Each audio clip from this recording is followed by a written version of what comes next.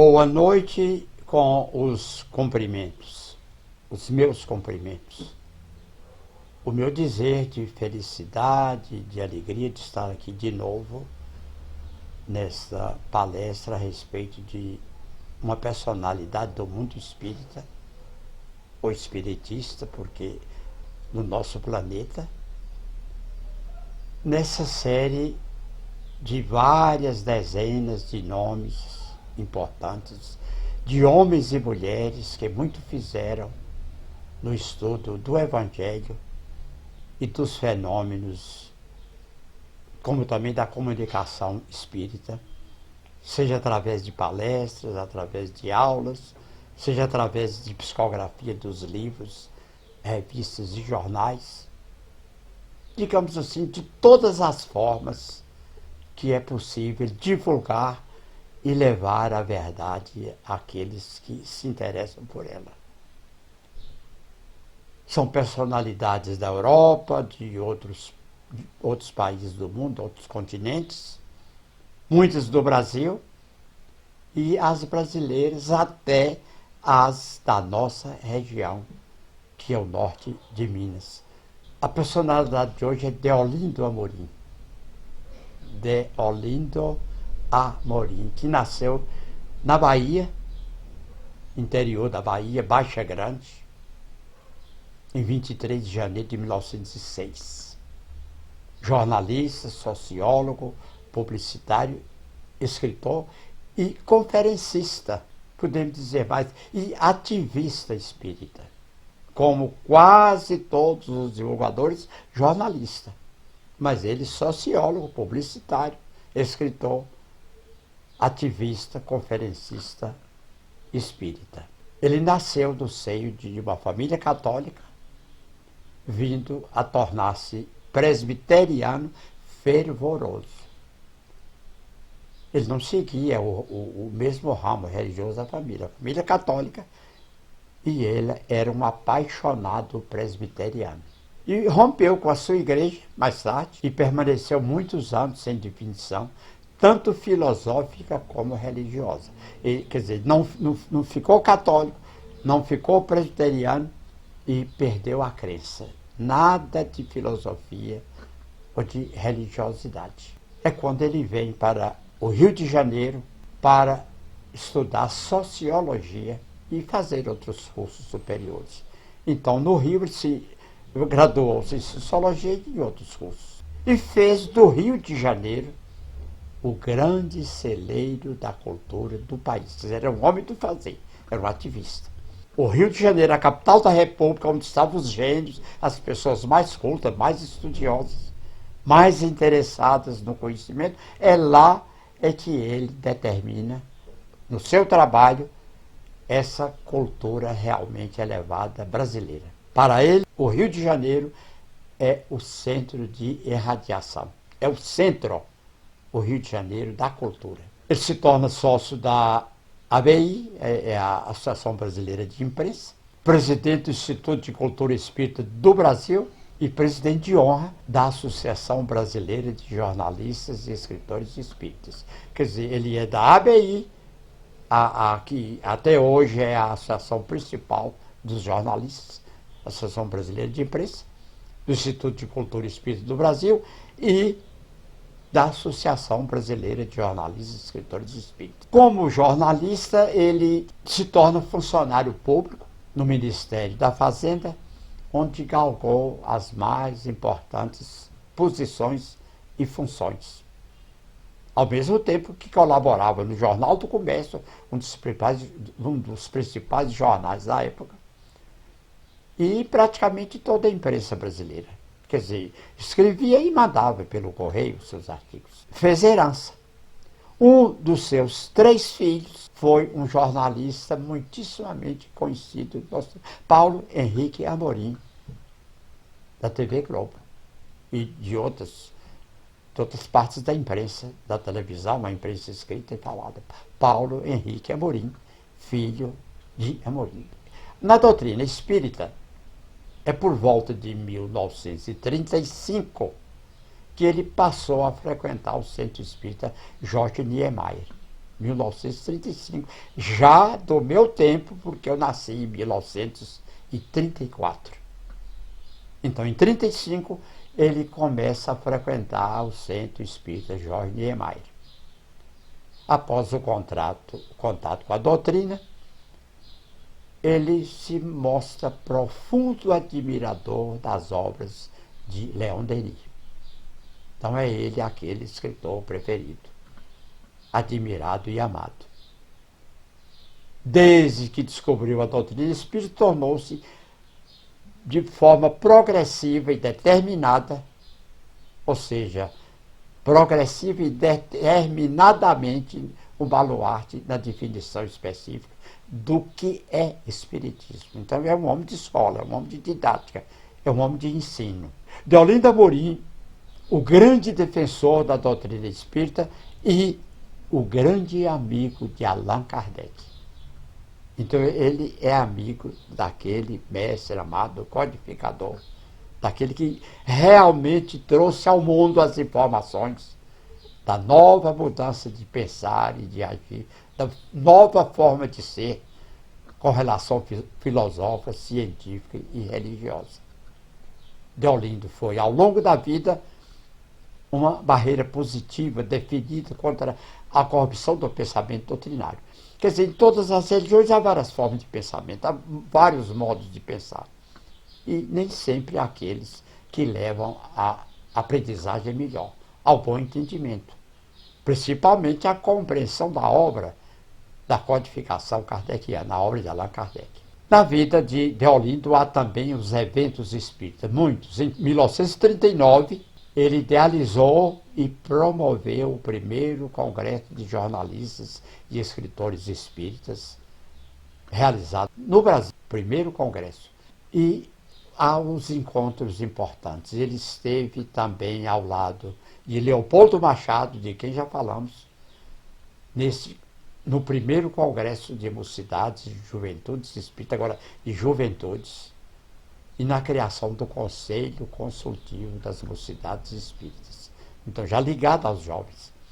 É o homem da cultura espírita. Deolinda Amorim, em 1957, promoveu a criação do Instituto de Cultura Espírita no Brasil. A criação do Instituto de Cultura Espírita do Brasil, 1957, é o ano do centenário da publicação do Livro dos Espíritos.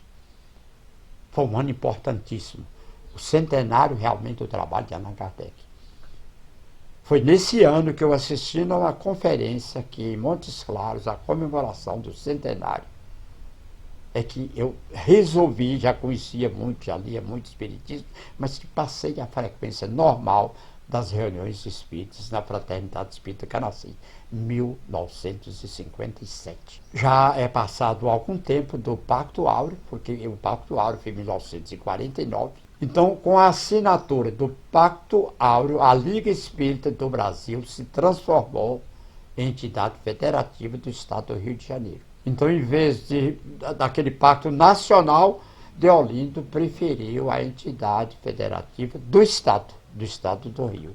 Um trabalho didático. Explanou didaticamente as bases da doutrina de Allan Kardec quando ele escreveu o Espiritismo e os Problemas Humanos. O Espiritismo e os Problemas Humanos.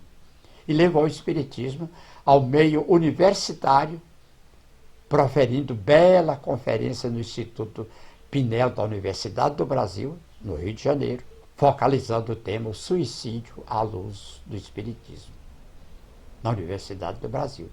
Eu sei que é uma chance muito grande nossa, até hoje, quando somos convidados por uma universidade para falar a jovens alunos e alunas a respeito da doutrina espírita. Eu tenho feito várias vezes isso na Universidade Estadual de Montes Claros e sempre me sinto gratificado por isso. Os olhos, o interesse e a curiosidade dos alunos, de jovens alunos, a respeito da doutrina espírita. Em 1947, Deolinda Amorim publica Africanismo e Espiritismo, obra que deixa clara a inexistência de ligações filosóficas, práticas ou doutrinárias entre o Espiritismo e as correntes espiritualistas. Aprovando, ditando as normas, diz o seguinte: Espiritismo é aquilo que vem da codificação de Allan Kardec. Então, quando ele lançou o Espiritismo e as doutrinas espiritualistas, nenhum combate à teosofia, ao movimento Rosa Cruz, ou o que é chamado de seitas asiáticas e africanas. Eu não sou muito a favor da palavra seita, porque é apenas uma exceção, um golpe da laranja. E às vezes as pessoas, quando falam seitas, falam em sentido depreciativo. E não é uma divisão. Mas há aquelas filosoficamente ligadas ao pensamento, ainda da Ásia ou da África, em que muitos confundem, mas que de Olinda Amorim deixava cada um com seu valor, com seu trabalho, com a sua tarefa, mas também com a sua posição. Livros, são muitos os livros de Olinda Amorim. Africanismo, Espiritismo, Allan Kardec, Análise Espírita, Doutrina Espírita, Espiritismo à Luz da Ciência, Espiritismo e Doutrinas Espiritualistas, Espiritismo e Criminologia, Ideias e Reminiscências Espíritas, Ponderações Doutrinárias, muitos e muitos livros. Como eu disse, os encontros e reencontros são muito importantes na vida. Ele foi amigo de grandes vultos do Espiritismo, no Brasil e no exterior. Carlos Ibaçaí, Leopoldo Machado, Herculano Pires, Leôncio Correia, Humberto Mariotti. Muita gente grande com o poder de trocar ideias e opiniões. Deolinda era um homem ponderado, agia sempre e invariavelmente de forma conciliadora, ponderada, nunca atacando ninguém, extasiando a todos com sua didática exemplar. A sua palavra era harmoniosa, bonita, agradável, sempre e sempre muito admirada. A vida de Deolinda é a vida do mergulho. A palavra mergulho significa batismo. Na maçonaria significa iniciação. É o portal de entrada. Então, quando ele mergulha na doutrina espírita, ele descobre que uma doutrina que se incorpora a ela, a estrutura dela, forma o próprio modo de pensar nosso no mundo. Então, quando nós entramos, como nós vivemos, como nós mergulhamos, o nosso modo de ser modifica, o nosso modo de pensar. Enquanto o adepto, o simples adepto, permanece na superfície, o descobridor, aquele que mergulhou, mergulhador, se integra, faz uma ligação definitiva com aquela doutrina. Então ele foi sempre ativo. Além de escrever livros, editar jornais, representar periódicos e enviar artigos para muitos jornais e revistas, proferiu conferências, tomou iniciativas que marcaram o movimento espírita brasileiro. Então tudo fez pela doutrina espírita. E aí agora chega a linha de chegada. Já estamos quase no fim. Desencarnou no Rio de Janeiro, em 24 de abril de 1984. 36 anos atrás, apenas. Foi sepultado no cemitério de João Batista, que é um dos principais do Rio de Janeiro, em que estiveram presentes 750 pessoas amigas e irmãs. Há um reconhecimento. O doutor Américo de Oliveira Borges, presidente da Associação Brasileira de Jornalistas Espíritas, exaltou e ressaltou a figura ímpar do homem, do espírito, do amigo, que naquele momento, poucas horas antes, regressava à espiritualidade. Sua figura é simpática, serena, não significa fraqueza ou acomodação, porque polemizou até com companheiros, sempre de forma responsável e respeitosa. Deolindo prosseguiu seu caminho com coerência e muita dignidade. Manteve posições firmes, mesmo contra amigos e irmãos. Ele tinha suas posições. A figura ímpar de Deolindo pode ser definida como do didata, do mestre, do professor, do educador, do didata por excelência, porque é um professor eficaz do Espiritismo. Deolinda Amorim, um homem de estudos, de análises e de muitas decisões.